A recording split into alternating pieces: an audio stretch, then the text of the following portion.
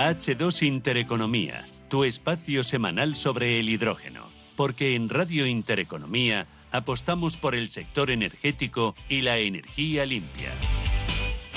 En marcha una nueva edición de H2 Intereconomía, un espacio que ya saben que hacemos cada semana de mano de Ariema. Hoy con nosotros Juan Gómez Valero, director comercial de Ariema. Juan, bienvenido, muy buenos días. Hola, buenos días. ¿Qué tal va todo por ahí? Muy bien, estupendamente. Noticias que estabas siguiendo atentamente, alguna que te haya llamado la atención y que nos quieras explicar, compartir con nosotros. Bueno, es significativo que cada vez empieza a haber más movimiento allá a nivel país, digamos, para buscar su hueco en el mundo del hidrógeno. Llama la atención Marruecos, con una apuesta fortísima de 300.000 hectáreas para proyectos de hidrógeno verde, y también la apuesta del Banco Interamericano de Desarrollo, que apoya a Chile en 400 millones de dólares para desarrollar toda una industria de hidrógeno en ese país. Pero son noticias muy significativas de cómo se está moviendo fuera de España las cosas. Sobre todo porque Marruecos lo tenemos ahí al lado, a la vuelta de la esquina. O sea, que lo Efectivamente. que se supone logística y geográficamente no vamos a tener mucha diferencia con ellos y puede ser una competencia importante. Sí, puede serlo. Desde luego tienen recurso solar, pues tienen mucho.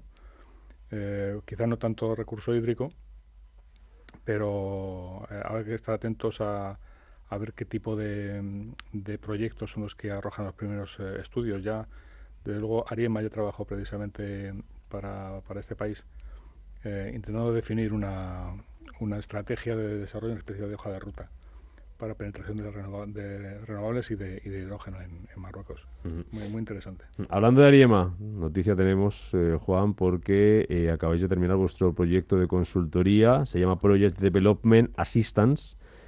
¿Qué es exactamente? ¿Qué ha consistido? ¿Qué habéis hecho? Sí, pues es un acelerador de proyectos, por llamarlo así. Si nos fijamos en administraciones locales, administraciones regionales en toda Europa, pues en muchas ocasiones no cuentan con los conocimientos o los recursos suficientes para poder plantear una estrategia de desarrollo del hidrógeno, ¿no? Entonces, la Green Hydrogen Undertaking creo, digamos, estos programas de Project Development Assistance, por los cuales empresas como Ariema dan asistencia a estas entidades locales para que preparen sus programas de hidrógeno, sus proyectos de hidrógeno, y puedan salir a licitación y llevar a buen término estos proyectos. Hemos estado trabajando en Portugal, en Madeira, concretamente en Grecia y Rumanía, y bueno, acabamos de concluir este programa. Parece ser que vendrán más, y el enfoque pues ha sido muy productivo, porque ha clarificado muchísimo para muchas entidades locales cómo hay que meterse y cómo no en este tipo de proyectos. Porque no todas lo tienen muy claro, ¿por qué? ¿Qué os habéis encontrado por ahí fuera? Sí, bueno, pues muy variopinto, ¿no? En general el hidrógeno es un tema relativamente nuevo para los no iniciados, desde luego, y bueno, tienen urgencia de las ayudas públicas, digamos, conseguirlas y desarrollarlas. El problema es que no tienen un conocimiento quizás suficientemente profundo de la complejidad, digamos, que tiene este sector, y por eso vamos desbrozando el camino en empresas como nosotros para que puedan presentar unos proyectos ganadores y que se lleven a término. Bueno, aprendiendo hidrógeno vamos a aprender mes de octubre, apunte la fecha, 8 de octubre, ese encuentro sectorial PMH2, en el que se va a hablar de muchas cosas, entre ellas, Juan, valles de hidrógeno, que ya lo hemos puesto sobre la mesa en algunos programas anteriores. Vamos a hablar también de infraestructura, como vamos a hablar hoy a continuación con VIP Consulting. Esos valles de hidrógeno, ¿cómo están ahora mismo? ¿Cómo se encuentran? ¿Qué podemos mejorar? ¿Qué podemos potenciar con esos valles de hidrógeno para que esto vaya siendo cada vez más realidad? La aproximación tipo valles de hidrógeno, es decir, la federación de necesidades en una comarca, una región, en una zona, para desarrollar una infraestructura, llamémosla local o regional de hidrógeno, pues están avanzando. Son también proyectos muy complejos que involucran a mucho tipo de empresas y entidades, y hay actualmente unos 11 valles de hidrógeno y algunos subvalles, por llamarlos así. Lo bueno que tienen, desde luego, es que cuentan con la atracción de muchas empresas energéticas, que están buscando también su penetración en el sector del hidrógeno. Y tenemos pues a las refinerías, tenemos a químicas, tenemos consumidores como fabricantes de amoníaco, por ejemplo. Son grandes empresas que son las que hacen un efecto tractor muy importante y pueden dinamizar enormemente el desarrollo de la infraestructura gasista y eléctrica, por supuesto. Importantes también informes, estudios que vamos conociendo, que vamos presentando, que vamos a conocer ahora, y aprovecho ya para enlazarlo, es el Cavendish H2. Nos va a contar nuestro invitado, que demuestra, entre otras cosas, Juan, que la infraestructura está preparada para llevar mezcla de hidrógeno al 20%. ¿Qué te dice eso? Bueno, me va confirmando muchos pronósticos, ¿no? Que vamos caminando, digamos, en la buena dirección. España tiene una red de gasoductos envidiable, una infraestructura gasista número 1 en el mundo, desde luego, y nuestra red es moderna, está bien mantenida, y bueno, estos estudios que ya se podía pensar que podrían ser exitosos, pues van confirmando que se puede hacer. Yo recuerdo unos años que era el 5% como el tope máximo, pero no es así. O sea, a medida que se van investigando más, invirtiendo más en I+D, pues vas recogiendo esos frutos que se traducen luego en una apuesta en el mercado de esas tecnologías mucho más rápida, ¿no? Pues vamos a hablar de ellos, si te parece, Juan, con nuestro invitado, que es Claudio Escarpenter, que es partner de VIP Consulting, que junto a Sevigas, la patronal gasista, elaboraba ese estudio Cavendish H2. Don Claudio, bienvenido, buenos días. Buenos días, muchas gracias. Podría contar yo lo que habéis buscado con este estudio, pero casi prefiero yo que me cuentes un poco las conclusiones generales y en qué ha consistido, qué es lo que queríais medir, cómo lo habéis hecho y qué resultado habéis obtenido. Vale, pues el estudio se centraba principalmente en dos objetivos, ¿no? El primero era validar que la red está tecnológicamente preparada para distribuir hidrógeno en distintos porcentajes de blending, 5%, 10%, 20%, incluso fuimos un poquito más allá. Y si la respuesta a esa pregunta era que sí, la segunda pregunta era cuánto costaba el hacer las adaptaciones necesarias para que esa red funcione en los distintos escenarios de blending, ¿no? Es un proyecto complejo, hemos estado en contacto con todas las distribuidoras, transportistas de gas, la propia asociación, trabajando muy de la mano con ellos para primero recibir los datos y luego pues realizar los análisis, ¿no? Lo que os habéis contado, o lo que os habéis encontrado, Claudio, es que la red de gas, la actual, lo que tenemos, la infraestructura, puede operar ya con un 20% de hidrógeno. ¿Eso qué supone? Eso supone, bueno, lo primero, confirmar, como decía Juan, ¿no? Un reto importante, ¿no? Hasta ahora se hablaba sin tener validado este término, que oye, podría ser un 5, podría ser un 10, podría ser un 20. El estudio confirma que tecnológicamente las redes están disponibles hoy para ir progresivamente inyectando hidrógeno en cantidades incrementales hasta ese 20%, y además confirma pues que la inversión para hacerlo es reducida. Estamos hablando de unos 700 millones en el caso del 20%. Que por ponerlo en perspectiva, 700 millones parece mucho, pero si lo comparamos con el valor de los activos gasistas, ¿no? Y como Proxy nosotros en nuestro informe siempre comparamos con la retribución que han recibido durante los últimos 20 años, que es lo más parecido a la inversión que se ha realizado por parte de los operadores, es un 1% del valor total, ¿no? Entonces, bueno, pues por eso decimos, ¿no? Al final, con una inversión moderada o reducida, creemos que las redes podrían estar disponibles para esa inyección de manera inminente. ¿Habría que hacer muchos cambios en las redes actuales? Principalmente nuestro estudio arroja tres tipos de cambios, ¿no? Para el 5% de blending, básicamente la red está principalmente preparada, no hay que hacer prácticamente cambios. Los pocos cambios que hay que hacer son a nivel de las estaciones de regulación y medida, porque muchas de ellas ya están en algún caso saturadas incluso con gas, con lo cual habría que actualizarlas en algún esquema. En el 10% habría que seguir haciendo algunas adaptaciones en las RMs y también en las estaciones de compresión, donde hay que hacer ajustes en la cámara de combustión, y a partir del 20% ya no tanto a nivel de tecnología de materiales, sino por exceso de capacidad de volumen. Recordar para la gente que no lo sepa que el volumen del hidrógeno y el del gas es completamente distinto, el volumen del hidrógeno es muy superior y por lo tanto en algunas zonas de distribución habría que hacer algunas modificaciones pues para paliar posibles cuellos de botella. Juan, te dejo, yo enseguida voy comentando.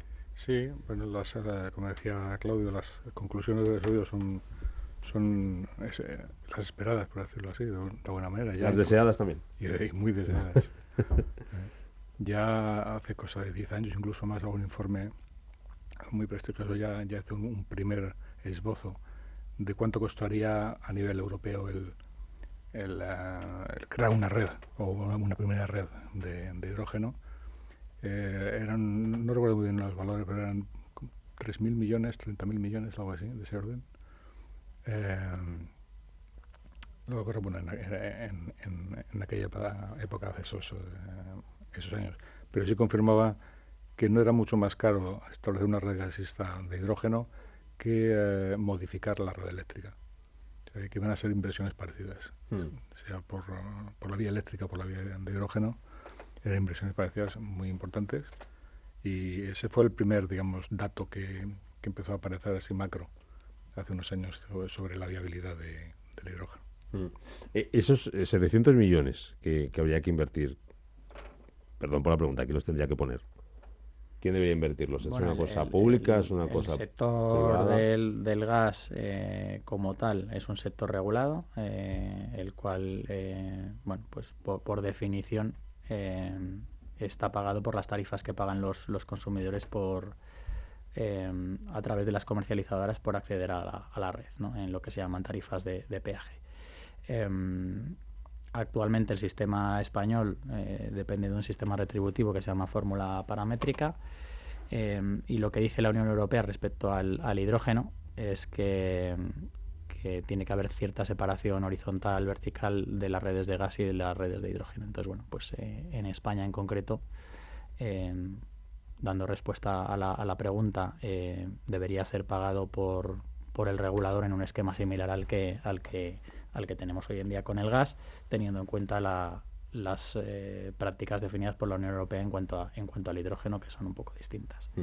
¿Habéis echado cuentas, cálculos de en cuánto tiempo se podría recuperar esa inversión? Que es algo que siempre cuando se mira algo, se invierte, pues bueno, ¿cuánto tiempo me va a llegar el retorno? No hemos entrado en detalle de cómo afecta al cálculo de la retribución, pero bueno, ya hemos dicho que al final, en cuanto a porcentaje de inversión, comparado con el valor de la actividad gasista y activos gasistas en España no es relevante. O sea que bueno, si hiciéramos el cálculo, que no hemos entrado en ese detalle, yo creo que la conclusión sería en que en el retorno debería ser relativamente rápido. Juan, cuestiones, preguntas, dudas, comentarios, lo que quieras, que sabes de esto. Casi una pregunta común a todas las actividades en torno al hidrógeno y también a otras industrias es los permisos y la legislación. Esto es, no ya porque hablemos de hidrógeno, pero es generalizado, digamos, tradicional, por decirlo así, la lentitud o la poca agilidad de los procesos de conseguir autorizaciones y permisos. Eso tiene que solucionarse ya, porque está reteniendo, digamos, decisiones de inversión precisamente por no saber cuándo voy a tener la planta, digamos, operativa realmente y adquirir compromisos, ¿no?, comerciales. Entonces, todo lo que sea agilizar tramitaciones, sacar normativa, digamos, que facilite la penetración del hidrógeno, eso es fundamental para ponernos en marcha de manera efectiva. Sí, tocas uno de los puntos relevantes que también mencionamos nosotros en nuestro informe, ¿no? Nosotros planteamos medidas en tres ejes, ¿no? Medidas de fomento o de establecimiento de un marco regulatorio para los gases renovables. Una segunda, que son medidas administrativas, donde se incluye toda la agilización de permisos, conexiones, puntos de inyección, tanto para hidrógeno como para biometano. Y un tercer eje de iniciativas que hemos llamado de fomento de la tecnología o de la infraestructura, ¿no? En concreto, dentro de las medidas administrativas, lo que recoge nuestro informe es que todo lo que tenga que ver con permisos es clave para agilizar sobre todo los posibles proyectos, especialmente aquellos más pequeños, ¿no? Porque al final los que están centrados en valles del hidrógeno y demás se están moviendo, pero quizás otros proyectos más pequeños o más aislados, pues que dependen de su viabilidad de poder inyectar en red, son los que el agilizar este tipo de permisos es clave para su desarrollo. ¿Serían pequeñas cosas o harían falta cosas muy grandes, por así decirlo, desde el punto de vista administrativo? Decías, desde el punto de vista regulatorio, ¿habría que llevar a cabo muchos cambios, muchas adaptaciones, o serían pequeñas cosas que ya va a depender, como decía Juan, un poco más de los tiempos de la administración, que son sus tiempos? O sus 17 administraciones. Yo creo que es otra, más ¿no? cuestión de tiempos, ¿no? Al final, o sea, hasta que una cosa se regula, pues lleva su tiempo, especialmente las cosas que son relativamente nuevas. Sin embargo, yo creo que los cambios requeridos pues tampoco son de mucha entidad, ¿no? Es más cuestión de que, oye, pues se trata de un vector nuevo que al final pues requiere su tiempo hasta que se regula, ¿no?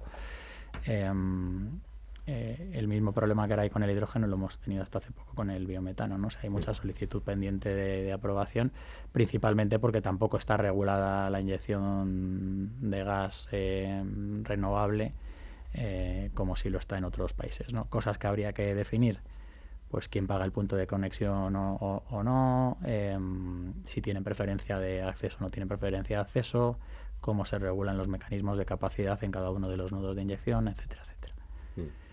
Que bueno, que son cosas que no son complicadas, pero lógicamente son muchas y lleva su tiempo el desarrollar, ¿no? Os pregunto a los dos, tomando como referencia ese 20%, Claudio, que concluís en este informe, este Cavendish H2, que está preparada ya la red de gas para operar con un 20% de hidrógeno. Te pregunto a ti, Juan, si, tú que estás dentro del sector del hidrógeno, si es una cifra importante, buena noticia, como nos decías, pero ¿a qué podemos aspirar? Y te pregunto, Claudio, ¿qué va a depender que aspiremos a más? De que dentro de 10 años esté diciendo, pues ya está preparada la red para, no sé, ¿qué sería algo lógico? ¿Un 35, un 40 o más? Y que va a depender solamente inversión. Lo primero, Juan, es 20%, ¿qué podemos hacer ya con esto? ¿Ya está bien? ¿Y a qué podemos aspirar? Y ya estaríamos hablando ya de palabras mayúsculas. Bueno, un 20%, claro, desde el punto de vista tecnológico, técnico, pues es una proeza, por decirlo así. Tampoco quiero exagerar. No podemos dar por satisfechos, pero podemos aspirar a más. Es un trabajo, pero podemos aspirar a más. De hecho, hay tecnologías varias, ¿no? Por ejemplo, la de los motores alternativos, quemando hidrógeno. Y quemando hidrógeno, 100% hidrógeno. No digo que eso pueda ser extrapolable a otras tecnologías, de compresión o de cualquier otra tecnología en torno al hidrógeno, pero el límite no hemos llegado todavía, sin duda. ¿El límite dónde puede estar? Porque no sé si vosotros os esperabais un 20 cuando empezasteis el estudio, o no teníais ninguna cifra en la cabeza. Bueno, nosotros habíamos hecho estudios previos, sabíamos que el 20% por estudios previos que habíamos hecho nosotros era un objetivo razonable. Y alcanzable. Por ponerlo al final un poco en perspectiva, al final un 20% en términos de emisiones es casi lo que emiten pues 23 millones de hogares en España que tengan caldera de gas natural, ¿no? Por ejemplo. Entonces, bueno, pues parece poco, pero es una proporción relevante. Y yo creo que, por poner más en perspectiva el tema del 20%, yo creo que más allá de si se puede llegar a más o no, que ahora hablaré de ello, hay tres cosas fundamentales, ¿no? Ese 20%, como decíamos antes, permite viabilizar proyectos que quizás si no inyectan en gas, pues no tendrían una salida para la producción de hidrógeno. Permite flexibilizar el uso del hidrógeno en más sectores de los que por sí estarían como base de posible uso del hidrógeno, como pueden ser los valles del hidrógeno, ¿no? Es decir, oye, pues tú puedes tener una planta de producción asociada a un valle, pero también puedes tener una planta de producción y que esa inyección de hidrógeno pues permita viajar a través de la red con HPAs que se llaman, ¿no? El equivalente a PPAs eléctricos virtuales y pueda viajar a cualquier parte de España, ¿no? Y incluso el extranjero, que ya hay mecanismos de compartición.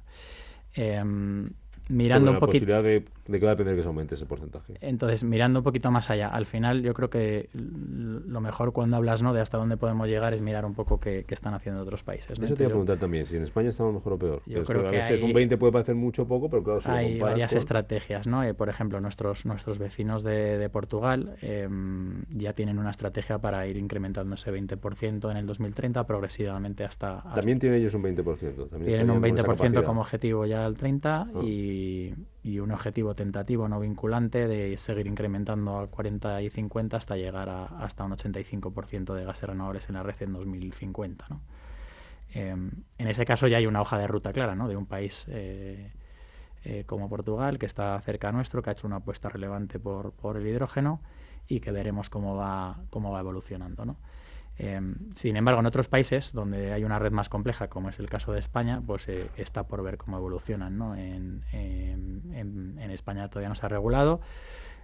Lo que sí que sabemos como resultado de nuestro estudio es que si analizamos los materiales de la red, que al final es el principal activo de los transportistas y distribuidores, 14.000 kilómetros de transporte, casi 80.000 kilómetros de red de distribución.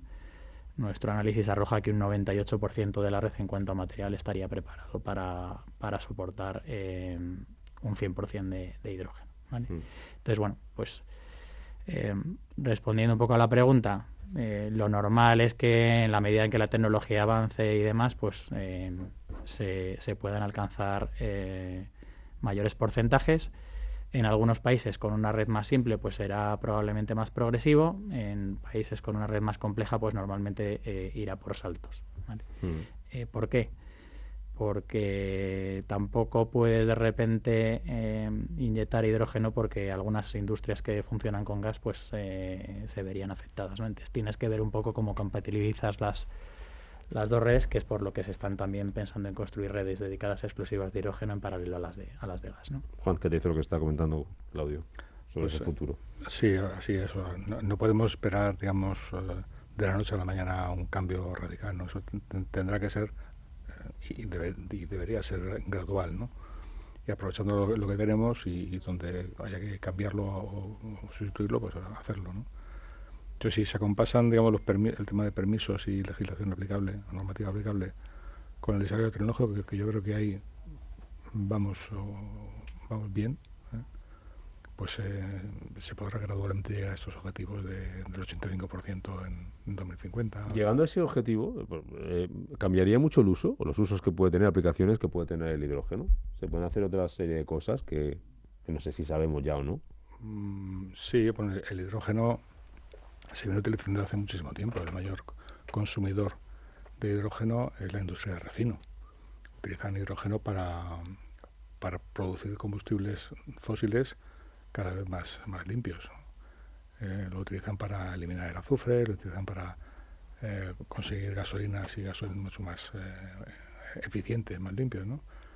Entonces, otras industrias como la de fertilizantes pues también utilizan grandes cantidades de gas natural para convertirlo en hidrógeno. Ahora tendría que ser un hidrógeno verde, electrolítico, como el caso de Fertiberia en Puerto Llano. En fin, hay muchos usos, los cementeros, la gente que se dedica al vidrio, ceramistas, cada uno tiene sus peculiaridades en cuanto al uso del hidrógeno, desde el punto de vista técnico, si es simplemente para quemar, para dar calor, y hay otros que necesitan determinadas características que provee la llama de hidrógeno, ¿no? Entonces, por supuesto que usos, digamos, sustitutivos del gas natural es en muchos casos viable, y como nuevo elemento digamos, de cara a la descarbonización, pues ese es el que mayor volumen va a arrojar, ¿no? Otro que es un objetivo de descarbonización. Te hago la última sobre, no sé si nos dejamos algo sobre el informe que quieras comentar, Claudio, sobre el tema de uso, si puede cambiar mucho. Y por cierto, aquí estoy leyendo en YouTube algunos comentarios que nos piden recomendaciones de inversión en hidrógeno, la empresa Plug Power. O ya cuando esté aquí Rafa Luque, que es el que lleva el tema de fondo de Ariema, de Renta 4, le preguntamos si está el tema del hidrógeno ahora mismo para invertir, le preguntamos información sobre Plug Power y muchas cosas más. Por cerrar con el informe, algo que nos dejemos y sobre los usos, no sé si habéis tocado esa parte, Claudio. Sí, en cuanto a los usos, yo creo que hay tres usos fundamentales. El primero y más obvio, principalmente porque ya hay objetivos europeos de descarbonización relevantes, es el sector industrial. Aproximadamente un tercio del consumo actual de gas en España. La red 3, que es la regulación europea que da marco al desarrollo de las renovables en Europa, ya apunta a un objetivo de un 42% del consumo de la industria tiene que ser de origen renovable. si empezamos a ver alternativas, ¿no? Pues evidentemente electrificación, biometano, hidrógeno son las 3 alternativas que hay para descarbonizar ese sector. Y por lo tanto, pues donde probablemente el rol de los gases renovables será más relevante en el corto o medio plazo, ¿no? Siguiendo, yo creo que hay una oportunidad también a nivel residencial, comercial, para los gases renovables y en concreto para el hidrógeno. Al final hay un parque instalado de calderas en España muy, muy relevante, donde muchas veces la electrificación puede tener más problemas. Y también puede ser una ventaja clara pues el ir inyectando progresivamente algo de hidrógeno en la red para ir descarbonizando, poniendo algunas cuotas como se está planteando en el sector transporte, ¿vale? Y por último, sector transporte, por la falta de alternativas tecnológicas eficientes, yo creo que tanto biometano como hidrógeno se posicionan como una posible alternativa, ¿no? Esos son los 3 usos que evaluamos dentro del estudio. Pues este estudio, Cavendish H2, realizado por Sedigas, con la colaboración de VIP Consulting, analizando la viabilidad del uso de la infraestructura gasista que ya tenemos para distintos tipos de gases renovables, y entre ellos el hidrógeno, que es lo que hemos traído hoy aquí a este H2 Intereconomía. Claudio Escarpenter, partner de VIP Consulting, gracias, enhorabuena. Y hasta cuando quieras. Muchas gracias, Rubén. Gracias. Juan Gómez Valero, director comercial de Ariema, gracias también por tu visita hoy, por ponernos en situación y analizar el sector como está. Gracias, Juan. Nos vamos, que me quedan menos de 4 minutos para las 12 del mediodía. Llegan las noticias con Blanca del Tronco y después a media sesión con Rafa Jiménez. Mañana más Capital, aquí a las 7 de la mañana. Pasen un feliz martes. Adiós.